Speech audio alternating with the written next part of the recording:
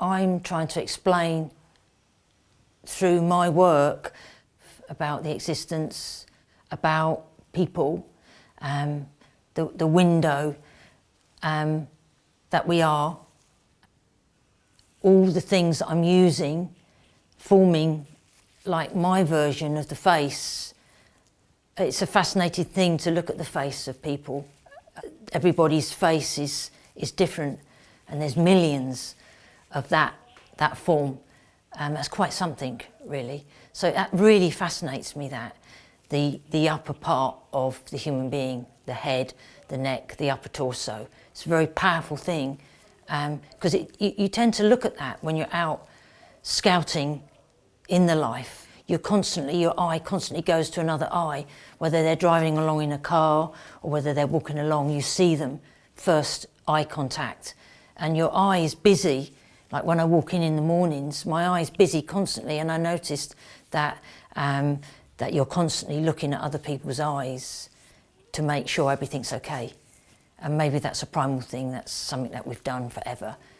And so when I'm making my work, there's something of that in the work as well, that little contact.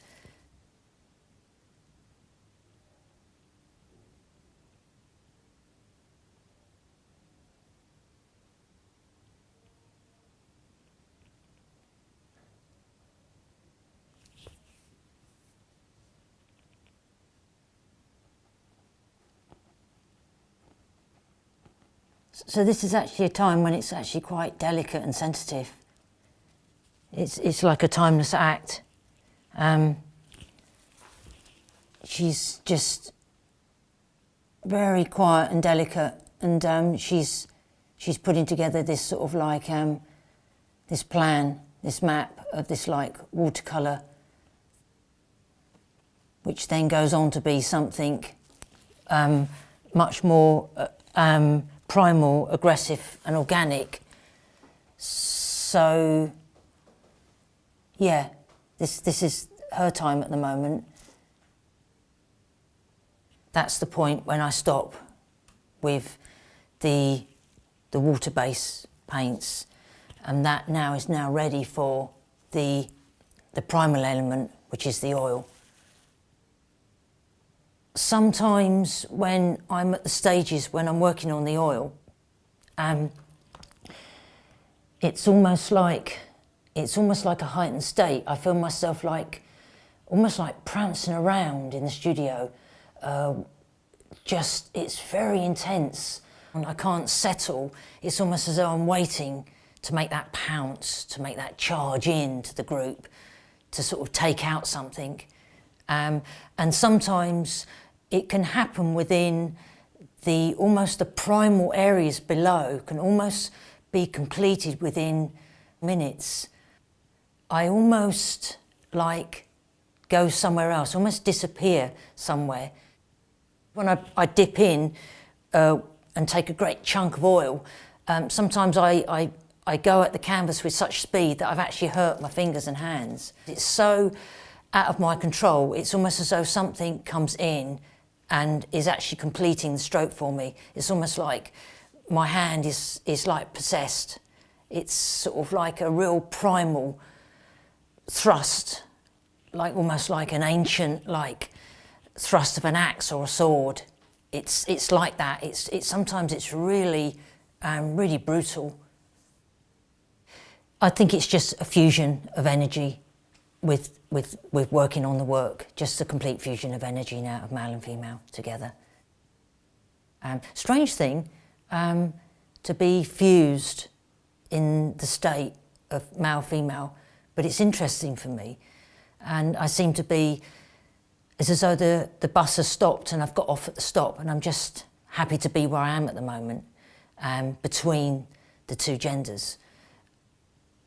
That it definitely set the work on a really interesting path about 10 years ago. Definitely when I started to come out about it and talk to people about it, it was like freeing up a very intense thing that I'd held in me for a long time. Having gender dysphoria does allow me to see it into into two states with the work. I don't know how sometimes it shows through when I'm doing that and making a combination of the two things, the male-female. I think it's just there. Yeah, it doesn't scare me to be who I am. You get on with it because the world's such a massive, giant animal at times. You just fight on. You fight the fight through the night. You carry on, and you make it to the barricades in the morning. You sometimes hear about really, really tragic scenarios of people in their lives. You know, people struggling in third world countries. You know, how they're battling just to get water, just to get education.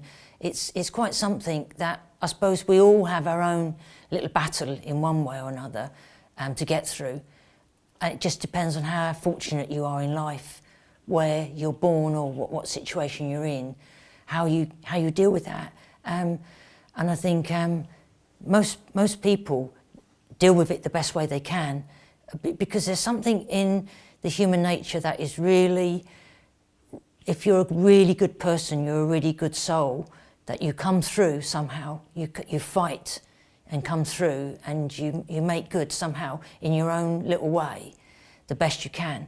So when I come to the studio, I'm very aware of all those things, but I come and I make my work, and I try really hard to produce something really incredible that will move people, which echoes all those things that are going on in the world, with events and emotions and politics and love and rebellion and sort of past histories of Africa and things of very close home to you, like what Nan used to say to you and how she would take you down to the tea shop and you'd go out and get tea and cakes with Nan, and you'd see how she dressed with her little cameos, and she would be part of the WI, and it's all fascinating things that all this is there somehow mingling together to make these avant-garde things, which is really exciting sometimes. Sometimes the most bizarre things you can put together work in really interesting ways and just spark and create all sorts of possibilities. The mind is a collage of these events, definitely. Things echo back, constantly jumping around, like a little frog that jumps around and then comes back. And you find you're rediscovering things all the time, which is actually quite exciting. There's so much to sort of like feed on in the world and discover in literature, art, movies and things. So it's like a great big collage that's swirling around, constantly swirling around. And you kind of dip in and just pull things out. When I come to the studio, I come here 7 days a week. I come here very focused, and I work towards something to try and understand something. I don't know if I ever do understand that, if that's going to spoil everything. So it's like a constant, will the monster wake today?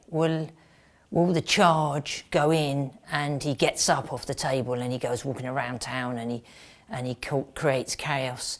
I don't know. Then the story's told, and then the book closes. So it's, in a way, it's like keeping the monster on chill, but just tinkering with it, just seeing little signs of life, and all of a sudden he gets up, you know, and has a mad moment around the studio, but gets back on slab. I can remember seeing the Christ figure on the cross, and I think it fascinated me that when I was a child, and I think it's just remained with me. I find it quite a powerful thing, the thought of it all, the story of it all, and the way artists have dealt with it. When I do the very intense internal landscapes in the head forms, it's almost like a suffering. I suffer it. I suffer that to get that through. Maybe I spend 5 days on that landscape to scale it perfect, and I kind of suffer it. So it's almost like a little crucifixion of suffering to get that right. So sometimes I want to get out of it, but I don't. I give it 100% until it's there, until it's scaled right and proper, and then I'm free. Sometimes it's like that. It's like freeing. I think the title does refer a little to the crucifixion, the flesh to the frame. I wasn't that, it wasn't a definite thing. It was more, there was the possibility that it could be, and that we are all flesh to the frame in a way. Our flesh is an incredible thing when you look at it, when you feel it, the things you can do with the flesh, how you can decorate the flesh, and it's also a vulnerable thing, the flesh, a very vulnerable thing. I mean, the slightest cut can bring blood to the surface, so it's incredible how delicate it is and how we have to live our lives in such a materialistic, wild beast of a thing it is, life now. The world we've made and created around ourselves, we're quite vulnerable to that. The things we've designed and created, what we do in that world now, when you think of how fragile we are as creatures, as people, as human beings, you know, how easily it is all torn apart. You don't have to remove too many layers before you see the horrific smiling back at the beautiful.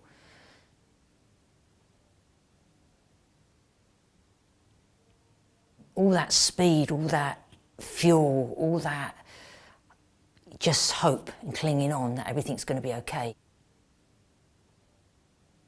I think the older I've got, the more you're aware of fear, definitely. The older I've got, definitely. The way my mind works and the way I look at the world, I would definitely say that, yeah, I am more fearful of things, but I'm more fearful for all of us, not just me, but for all of us. The way things are, the way things are evolving for us all the time. In the whole thing of the work, there's also that conflict of fear and hope. There's a marriage of things going on, like the order, the chaos. So when I look at them, they're not tragedies. They're the possibilities of things that are surviving. They're actually surviving through. You know, they're going into the ring, they're boxing, they're coming out. You know, they're doing all the rounds. They are getting out. You know, they're fighting their fight. They're making knockouts. So if you like, they are personal, powerful things that are okay, that are doing okay. I put together the first piece, Portrait for Human Presence 1, and then it began, and then I started to develop the work. Well, I remember at the time that people were making the crossings in the water across the Med. They were escaping in the rafts and the boats.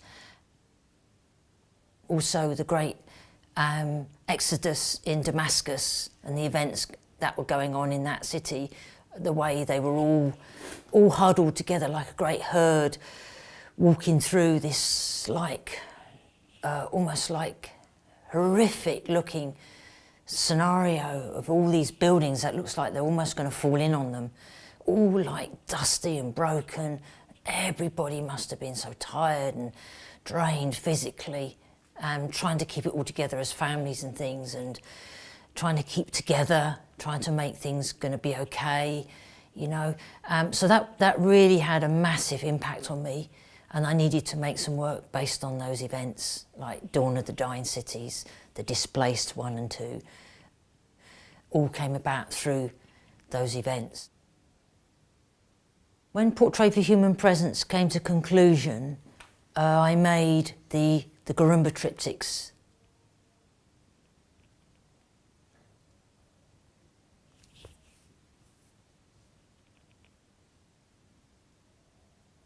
That is an area of the Republic of Congo, where you've got the events with the poachers and the soldiers. You've got the conflict of that going on.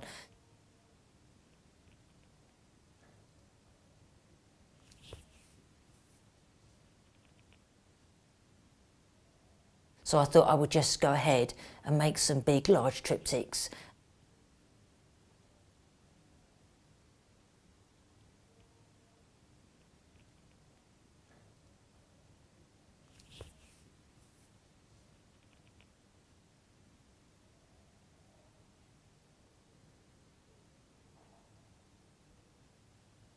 Yeah, the hallucinating soldier.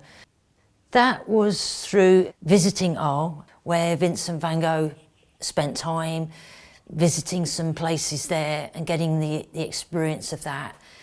I fused that with the Garumba triptychs.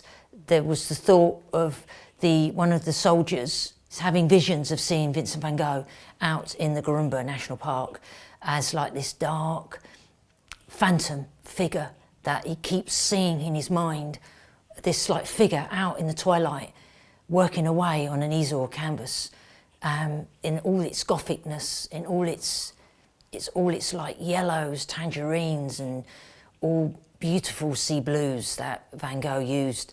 He's almost clothed, but almost like in a moth veil of sort of darkness, of like Congo tribalness, haunted, totally haunted by the scene. The Lament was a fascinating painting, almost like an horrific landscape where you wouldn't want to be, where you'd almost feel like you're being choked by black air and heat and almost fear for your life in that environment, that fearful world of like snaking pipes and pools of oil and just the gunfire whistling past. So you've got that environment there of the conflict of fighting for oil. There's also the materialistic things going on there.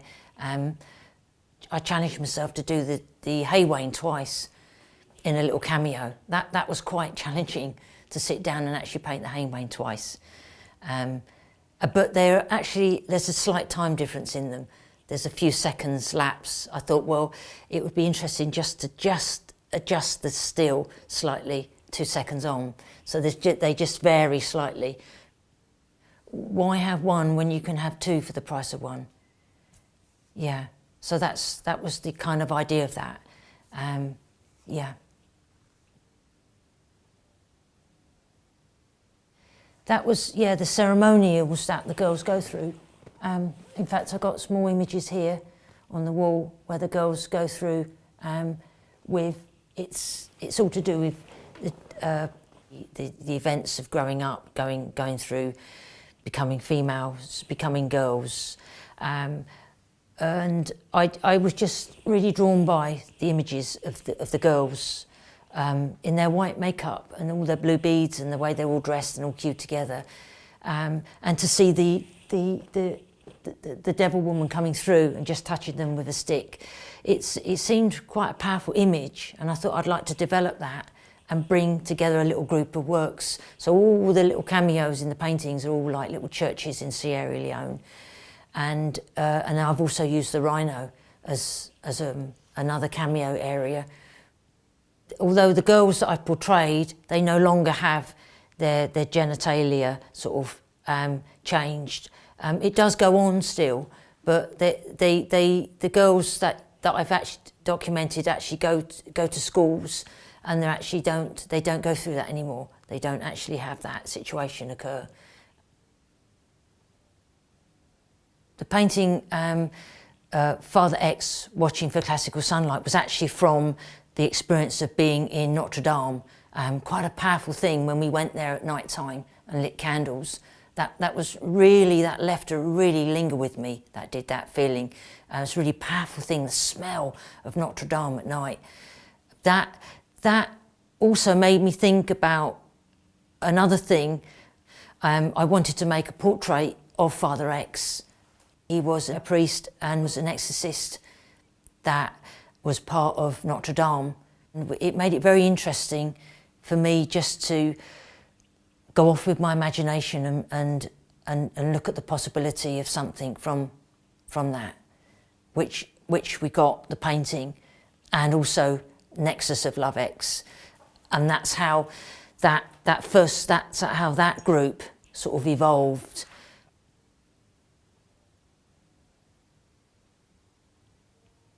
It rose out the ground, pulling up all the pipes, all the man-made things that are laid under the ground, and she almost like marches off into the distance. She's like this, almost like I called her British doll. Then I've been living with that painting for a while now, and now whenever I look at it, I see John Merrick looking back at me, the Elephant Man, in all his sort of like humbleness. What a tragic story! What a powerful tragic story he must have had, but almost like in his beauty, he looks back at you through a painting like that.